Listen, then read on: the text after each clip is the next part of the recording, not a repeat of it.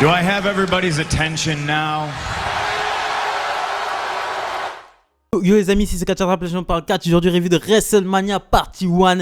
Et avant de commencer cette vidéo, j'aimerais vous demander de liker, de commenter, de vous abonner, de partager. Extrêmement important pour de porter chaîne devant des 300 abonnés avant la fin avril les amis. On commence directement dans le show avec Bébé Rexha qui nous chante l'hymne national. C'était un petit moment un peu émouvant. Il y avait Rhea Ripley qui a carrément eu les larmes aux yeux.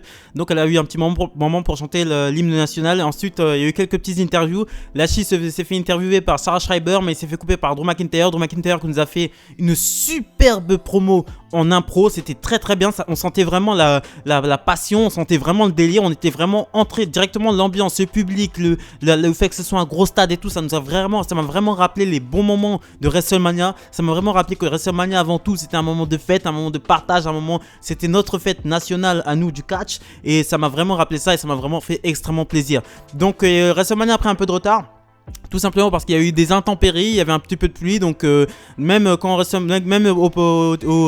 l'opener, il y avait quand même de l'eau qui coulait, il y avait quand même un petit peu de pluie. Donc on commence directement avec Titus O'Neil et Hulk Hogan qui nous présentent WrestleMania en duo. Donc c'est un duo pour montrer que Hulk Hogan, pour donner un petit peu une bonne face à Hulk Hogan parce qu'il avait eu des propos racistes il y a quelques années. Et c'est pour, bon, ils l'ont mis avec Titus O'Neil, un Renoir, pour montrer un petit peu la bonne face, etc. Bon, c'est un duo anti-raciste, on va dire un peu plus. Donc on va commencer directement avec l'opener. L'opener était un match pour le titre de WWE Championships. Donc Bobby Lashley, le champion en titre, défendait son titre contre Drew McIntyre, le champion sortant. Donc c'était...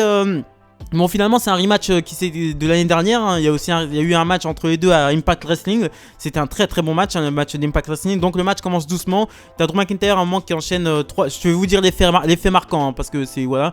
Donc Drew McIntyre à un moment enchaîne 3 Future Shock DDT, Lashley s'en dégage. T'as Drew McIntyre qui avait placé sur Claymore Kick, mais Lashley sort du ring. Ensuite Drew McIntyre fait un dive à l'extérieur du ring sur Bobby Lashley et sur MVP. Et à un moment donné t'as Drew McIntyre qui allait finir le match avec un Claymore Kick, mais t'as MVP qui appelle Bobby Lashley qui était de dos, et c'est Drew McIntyre qui se retourne, et quand il se retourne, Bobby Lashley lui met un coup, il se bouffe le poteau de coin de ring, et ensuite Bobby Lashley lui passe le Hurt Lock, et ensuite Drew McIntyre passe out. Donc les amis, Bobby Lashley gagne à WrestleMania, Bobby Lashley conserve son titre de WWE, et c'est une très bonne décision pour imposer le règne de Bobby Lashley et pour imposer l'ère du Almighty. Donc on enchaîne directement avec un segment backstage. Donc Bayley est avec Titus O'Neil et la NWO. La NWO que je rappelle qui a été introduit cette année au Hall of Fame, au temple de la renommée. Donc on enchaîne ensuite avec le deuxième match qui est un tag team tournament match, donc entre le Riot Squad, Lana et Naomi, Dana Brooke, Mandy Rose et Tamina et Natty Hart. Et il y a aussi Carmella et Billie Kay qui ont été rajoutés à ce match, et l'équipe qui gagne ce match là aura sa chance dans la nuit 2 face à Nia Jax et Shayna Baszler qui sont les championnes en titre. Donc on commence directement le match avec Carmella et Billie Kay contre le Riot Squad. Excusez-moi, le premier match du tournament match c'était Carmella et Billie Kay contre Lana et Naomi. Donc Billie Kay fait un roll-up sur Naomi pour la victoire. Donc on enchaîne directement avec Carmella et Billie Kay contre le Riot Squad. Donc c'est là que je dis que Billie Kay sur le ring c'est vraiment pas possible, hein. Elle est vraiment très mauvaise. C'est pas possible. On dirait moi qui joue au catch dans ma chambre quoi. C'est Billie Kay sur le ring, je sais pas. Je sais que vous l'aimez bien, je sais qu'elle est divertissante, etc. Avec ses trucs à présenter ses CV, etc. C'est pas possible pour moi. Sur le ring, elle n'y arrive pas. Je sais pas, ça fait longtemps qu'elle est là. Elle arrive en même temps, à peu près en même temps que Liv Morgan. Liv Morgan sur le ring, je suis désolé, c'est impeccable quoi. Pour une nana, c'est impeccable. C'est vraiment impeccable, mais Billie Kay c'est pas possible. Donc bon, Billie Kay et une victoire du Riot Squad avec une double prise sur Billie Kay. Et ensuite le Riot Squad se prend 2 super kicks de la part de Carmella qui a pris le seum d'avoir perdu. Donc on enchaîne directement avec... On enchaîne avec Mandy Rose et Dana Brooke qui arrivent pour en faire face au Riot Squad. Donc à un moment donné on voit le sein, je crois le sein de Dana Brooke. Donc la WWE a coupé l'image et a remis l'image, et Dana Brooke a eu le temps de remettre son truc. Donc à un moment donné c'était un bon échange. Très bon échange entre ces filles, j'ai beaucoup aimé ce que ces 4 filles nous ont présenté sur le ring. Même Mandy Rose, bonne prestation de Mandy Rose. Je pense que c'est le meilleur match de Mandy Rose à la WWE ever. Elle nous a fait des trucs, elle nous a fait des belly to belly suplex et tout. Mandy Rose, franchement, elle a bien taffé son délire. Mais c'est une victoire du Riot Squad avec un roll-up de Liv Morgan sur Dana Brooke. Et on enchaîne ensuite avec la finale du tournament match, Natty Hart et Tamina contre le Riot Squad. Donc c'était bien aussi, c'était vraiment très bien aussi. Mais Natty Hart et Tamina sont vraiment une équipe qui domine en ce moment et qui sont vraiment pushées, et ils ont raison de les pusher parce qu'elles ont vraiment quelque chose, les deux ensemble ça fait vraiment quelque chose. Déjà elles ont un passif par rapport à leur père, c'est des superstars de la seconde et troisième génération, et là elles nous ont prouvé qu'elles pouvaient le faire. Donc Natty Hart à un moment donné elle est prête à finir Ruby Riott avec son sharpshooter, mais elle passe le tag à Tamina. Tamina qui rend hommage à son père, Jimmy Superfly Snuka, et qui fait un splash pour la victoire. Donc Natty Hart et Tamina iront affronter Nia Jax et Shayna Baszler dans un choc des titans dans la nuit 2. On enchaîne ensuite avec un match, le meilleur match de la soirée pour moi, Seth Rollins contre Cesaro. Donc c'est l'occasion pour Cesaro d'être dans le main event, c'est l'occasion pour Cesaro de montrer qu'il est le meilleur. C'est le premier match solo de Cesaro à WrestleMania. Et bon voilà, c'est ça. Donc on enchaîne directement, nouveau thème pour Seth Rollins. Un nouveau thème, mais je préfère carrément l'ancien. Cesaro arrive avec une veste de garagiste. Franchement, il arrive avec une veste de garagiste, mais il avait une bonne tenue. Son slip était bien, ses bottes étaient très bien en jaune et noir, ça lui allait très très bien. Donc t'as Cesaro qui prend vraiment des bonnes pops quand il fait le swim sur Seth Rollins.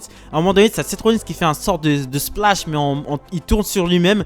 Il fait un sort de splash swim, je sais pas ce que c'est, mais c'était très beau à voir. Donc t'as Seth Rollins qui se dégage du neutralizer, t'as Cesaro qui se dégage du pedigree. À un moment donné, t'as Cesaro qui fait carrément, qui prend Seth Rollins sur ses épaules en mode Fireman's Carry, mais retourné, et qui commence à tourner avec Seth Rollins, qui fait un genre de swim mais debout, et il met carrément ses mains sur ses épaules. Et c'était très bien à voir, et il balance Rollins sur le ring, et ensuite il le fait tourner 22 fois je crois, et il lui place le neutralizer pour la victoire. Et le public était vraiment... Cesaro, il a le public dans sa poche. Il a vraiment le public dans sa poche. Dès que ça a popé de ouf, dès qu'il a fait son swim, ça a popé vraiment de ouf. Et c'est une victoire, belle victoire de Cesaro. Ça se voyait qu'il était touché par cette victoire. Et Cesaro est prêt maintenant à aller côtoyer les main events. On enchaîne ensuite avec Kyle Braxton qui interview Ziggler et Bobby Roode, qui commentent le match AJ Styles et Omos contre le New Day. Donc on enchaîne directement avec Biggie qui nous présente le New Day. Je croyais que le but c'était de séparer Biggie et le New Day, mais en fait tous les 3 mois ils se retrouvent quoi. Ça n'a aucun sens. Le délire c'est qu'il fallait séparer Biggie du New Day, mais là c'est lui qui fait la présentation du New Day. Bref, donc le New Day contre AJ Styles et Omos. Omos n'a pas vraiment de tenue de ring, hein. Il porte une sorte de chemise avec les épaules coupées, les manches sans manches, et avec un pantalon normal avec marqué Omos derrière lui. Donc en fait l'histoire du match, l'intrigue du match, c'est que AJ Styles est en difficulté et qui doit absolument faire le tag contre Omos. AJ Styles est vraiment en difficulté contre Xavier Woods et Kofi Kingston. En fait l'histoire du match c'est que Omos et AJ Styles ne sont pas une vraie équipe. Kofi Kingston et Xavier Woods sont une vraie équipe, donc ils bossent en équipe sur AJ Styles, et on voit vraiment qu'Omos et AJ Styles sont pas une vraie équipe. Et quand AJ Styles fait le tag à Omos, bah alors là c'est fini quoi. C'est vraiment, le match est fini. Il prend Xavier Woods, il le balance dans tous les sens. Il prend Kofi Kingston, il le balance dans tous les sens. Et ensuite il fait un double choc slam sur... à un moment donné, t'as aussi AJ Styles qui fait un phénoménal forearm en se servant, il monte sur les cordes, il monte sur les épaules de Omos et il fait un phénoménal forearm sur Kofi Kingston. Et c'est une victoire de AJ Styles et Omos. AJ Styles fait un double choc slam sur Kofi Kingston et il devient champion par équipe. Donc AJ Styles devient le 15e Grand Slam champion et Omos prend son premier titre à WrestleMania, son premier titre par équipe, et c'est très beau. Omos, il a fait son premier match, il est booké vraiment comme un mec intouchable. Ils ont rien pu faire, ils ont même pas pu lui donner un coup. C'est vrai qu'il fait peur Omos, c'est vrai que quand il commence à faire son sourire, il fait vraiment peur. Donc c'est vraiment le colosse noir, et Omos il y a vraiment quelque chose à bosser avec lui. Donc on enchaîne directement avec le prochain match. C'est un Steel Cage match entre Braun Strowman et Shane McMahon. Donc Shane McMahon arrive sur le ring en premier et il commence à bloquer la porte à l'arrivée de Braun Strowman. Braun Strowman n'arrive pas à rentrer, mais il se fait attaquer par Jackson Ryker et Elias qui lui donnent des coups de chaise, et ensuite il donne la chaise à Shane McMahon, et Shane McMahon essaie d'attaquer, domine un peu le match avec la chaise sur Braun Strowman sur le ring. À un moment donné t'as Shane McMahon qui fait son coast to coast sur Braun Strowman. Braun Strowman vient une blessure à la jambe gauche. À un moment donné, t'as Shane McMahon qui est vraiment prêt à sortir de la cage, mais t'as Braun Strowman qui est vraiment de l'autre côté de la cage. Mais Braun Strowman, en fait, il arrache la cage et il ramène Shane McMahon sur le ring. À un moment donné, ils se retrouvent aussi tous les deux au-dessus de la cage. Et t'as Braun Strowman qui balance Shane McMahon directement à l'intérieur de la cage. Et ensuite, il lui met le running power slam. 1, 2, 3. Victoire de Braun Strowman qui ne passera plus pour un con. On enchaîne ensuite avec une introduction Hall of Fame. Hein, donc JBL, le NWO, Davey Boy Smith, William Shatner et... on a un dernier je crois, et les Bella Twins. Donc c'est la classe 2021 du Hall of Fame. On enchaîne ensuite avec Bad Bunny et Damien Price contre le Miz et Morrison. Donc à un moment donné, bon, le Miz et Morrison arrivent en faisant leur nouveau tube Hey Hey Hey Ho, mais version hispanique. Donc il y a plein de lapins qui viennent sur le ring. C'est marrant parce que ça m'a fait directement penser à un truc. Dans la culture, dans le langage pirate, les lapins, un lapin sur un bateau, ça fait très... ça porte malheur en fait. Et le fait est que le Miz vienne avec plein de lapins, ça m'a directement fait penser à ça, c'était marrant. Donc pour Bad Bunny, Bad Bunny qui vient avec le camion, etc. Sur sa nouvelle musique, etc. Sur musique qui s'appelle Booker T. Donc Booker T s'est mis à la table des commentateurs pour pouvoir commenter le match. Donc directement, c'est le Bad Bunny qui commence le match. Il réussit à nous faire des petites prises, etc. Donc à un moment donné, en fait, l'histoire du match, c'est que Bad Bunny se fait défoncer, se fait rosser la gueule. Et il attend de faire le tag sur Damien Price. Donc après, c'est pas forcément passé de grand chose. À un moment, il y a eu un double enchaînement de Bad Bunny et Damien Price qui s'est fini sur un Broken Arrow. C'était très bien aussi, c'était très bien effectué. Ils ont vraiment fait en même temps, je m'y attendais vraiment pas. À un moment donné, t'as Morrison qui est à l'extérieur du ring et Bad Bunny qui lui fait un Canadian Destroyer. Vous avez bien entendu ça. Et à un moment donné, bon, ensuite t'as Bad Bunny qui fait un crossbody. En fait, t'as le Miz, il est par terre sur le ring. Et t'as Damien Price qui se met vers les cordes. Bad Bunny monte sur Damien Price et fait prend le Miz en electric chair. Et Bad Bunny fait un crossbody sur le Miz pour la victoire. Donc Bad Bunny qui bat le Miz en mode clean. Et voilà, donc Bad Bunny qui a une grosse victoire sur le Miz. Je pense qu'il va rester du côté de la WWE, Bad Bunny, parce que moi je l'aime bien. C'est vraiment cool qu'il soit là. Et voilà, mais après je vous dis, et franchement là je vous explique des trucs en mode comme ça. Mais en fait il s'est rien passé pour moi. Clairement, j'ai pas. En fait, je l'ai vu. En fait, ce que j'ai aimé dans cette première partie de WrestleMania, c'est que, en fait, on était vraiment dans une ambiance festive, etc. C'est ça que j'ai bien aimé. Sinon, le reste, franchement, le show, c'était pas fou. Tu vois, c'était pas fou. Franchement, c'était pas fou. C'était vraiment pas fou. J'ai préféré NXT Takeover.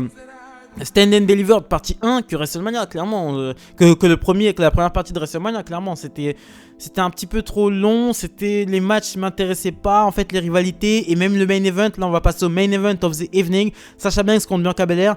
Donc bon, je vais vous commenter le match, ensuite je vais vous faire ce que je pense de cette première partie de WrestleMania. Donc on sent vraiment l'émotion chez Bianca Belair, hein. Elle a vraiment les larmes aux yeux, ça se voit vraiment que ça lui tient à cœur d'être dans le main event de WrestleMania, même si c'est le main event de la partie 1, ça fait quand même plaisir. À un moment, bon, le match commence, Bianca Belair montre clairement qu'elle est au-dessus de Sasha Banks niveau puissance, mais Sasha Banks arrive à trouver des petites parades pour s'en sortir, notamment en jouant beaucoup avec les cheveux de Bianca Belair. On dirait que pendant le match, t'as Sasha Banks qui vraiment n'hésite pas à utiliser les cheveux de Bianca Belair pour s'en sortir à chaque fois. Donc Sasha Banks qui est clairement la heel de ce match. Donc Sasha Banks, même son visage changé pendant le match. Donc je vois bien que Sasha Banks tournait heel très bientôt. Je pense qu'elle a tourné heel clairement pendant ce match. Mais c'est une victoire de Bianca Belair qui s'impose assez facilement, on va le dire, avec son KOD pour la victoire. Et Bianca Belair qui devient la nouvelle championne de SmackDown. Donc ouais, non, c'était pas bon quoi. J'ai pas aimé quoi. Franchement, j'ai pas aimé quoi. J'ai vraiment pas aimé quoi. Donc si on aurait pris le WrestleMania partie 1 l'année dernière et qu'on l'aurait transféré dans le public, là ça aurait été du lourd. Mais cette partie-là, hein, à part le Seth Rollins contre Cesaro, le reste, franchement, c'était pas ouf. Donc voilà, c'est ce que je pensais de WrestleMania 37, partie 1. Abonnez-vous, likez, commentez, partagez. Extrêmement important pour cette chaîne. Devant les 300 abonnés avant la fin mars, les amis. Non, il fera avril, les amis.